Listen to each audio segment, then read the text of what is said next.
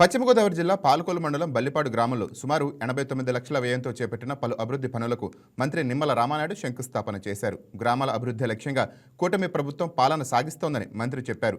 బల్లిపాడు వంటి గ్రామంలో ఒక ఏడాది వ్యవధిలో 2,50,00,000 రూపాయలతో వ్యయంతో అభివృద్ధి పనులు జరుగుతున్నాయని, గ్రామాల అభివృద్ధి పట్ల కూటమి ప్రభుత్వానికి ఉన్న నిబద్ధతను ఇదొక ఉదాహరణ అని మంత్రి అన్నారు.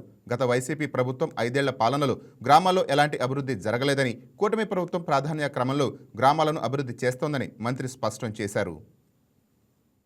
4 లక్షల రూపాయలు ఈ గ్రామానికి ప్రభుత్వం తీసుకొచ్చింది అని అంటే అభివృద్ధిని ఏ రకంగా పరుగులెట్టించి పనిచేస్తున్నామో ఇదే ఒక ఉదాహరణ.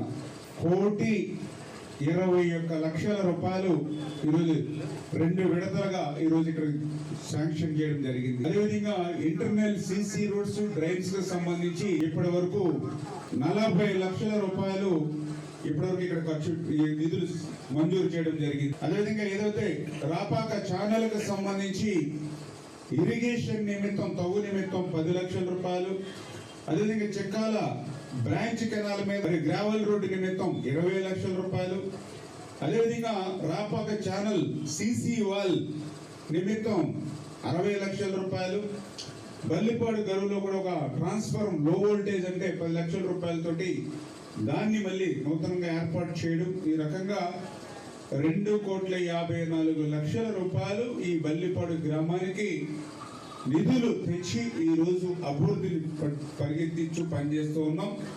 ఇది కాకుండానే ముఖ్యమంత్రి సహాయ నిధి నుంచి సిఎంఆర్ఎఫ్ 18 మందికి 13 లక్షల రూపాయలు ఈ ఒక్క గ్రామంలోనే ఆసుపత్రిలో వైద్యం చేయించుకుంటే, అంటే ఈ రకంగా పనిచేసేటువంటి ప్రభుత్వానికి, పనికి మాలినటువంటి ప్రభుత్వానికి తేడా, పనిచేసేటువంటి నాయకుడికి పనికి రానిటువంటి నాయకులకి ఉన్నటువంటి తేడా మీరు కూడా అర్థం చేసుకోవాలి. గ్రామంలో అక్షరాల ఇప్పటి వరకు ఈ సంవత్సర కాలంలోనే అభివృద్ధి కార్యక్రమాలకి ఈ రోజు శ్రీకారం చుట్టడం జరిగింది.